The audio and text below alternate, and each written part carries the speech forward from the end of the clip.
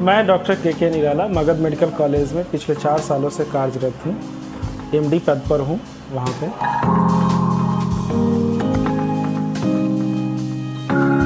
हम लोग कुछ बातों के बारे में जानना चाहते हैं और आप लोगों को कुछ चीज़ों के बारे में अवगत कराना चाहेंगे।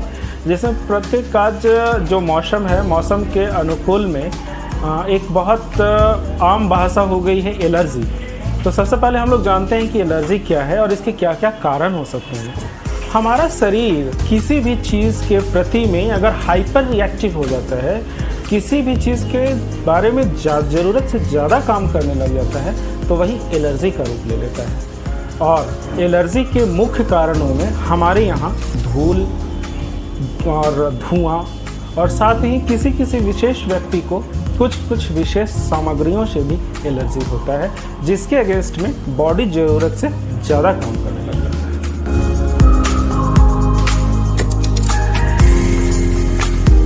पर ये क्वेश्चन आता है पेशेंट की तरफ से कि क्या सर, अगर हमको एलर्जी हो गई है तो हम लोगों का प्रतिरक्षा प्रणाली कमज़ोर है?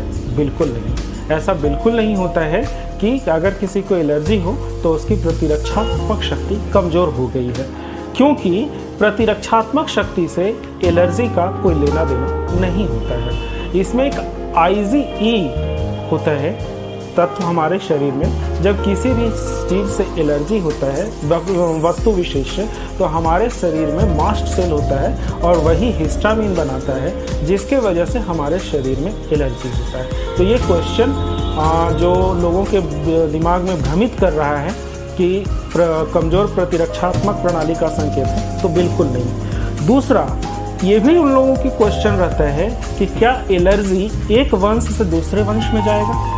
ये भी नहीं है। कुछ एलर्जी होती है जो जेनेटिकल होता है, यानी कि एक वंश से दूसरे वंश में जाता है। लेकिन जो हमारे यहाँ सामान्यतः देखा जाता है एलर्जी, ऐसा नहीं है कि अगर आपको है तो आपके बच्चों को या आपके बेटी को होगा। एलर्जी के लक्षण क्या हैं?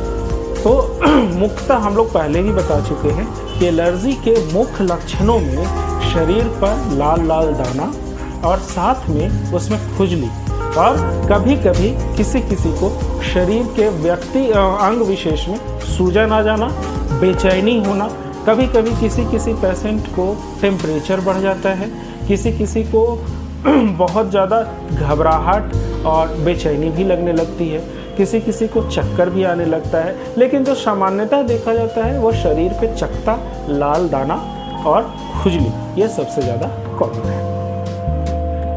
और गले में खराश आ जाता है, छाती में उसको कभी कभी हफनी जैसा शिकायत होने लग जाता है, खांसी शुरू हो जाती है।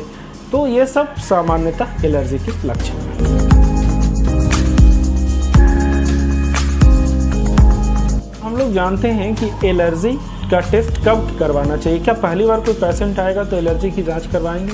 नहीं, बिल्कुल नहीं। पहले हम लोग देखते हैं कि बराबर वो एलर्जी हो रहा है या फिर एक बार, वो बहुत बार होता है कि एक बार एलर्जी हुआ और ख़त्म हो गया बिल्कुल भी। तो अगर एक ही व्यक्ति को एक विशेष चीज़ से बार बार एलर्जी हो रहा है तो हम लोग उसके शरीर में IgE एंटीबॉडी नामक जो तत्व होता है उसकी विशेष जांच करवाते हैं कि उसका लेवल बढ़ा हुआ है कि नहीं है। अगर उसका बढ़ा हुआ लेवल रहता है तो उसके अनुसार से हम लोग निदान करते हैं।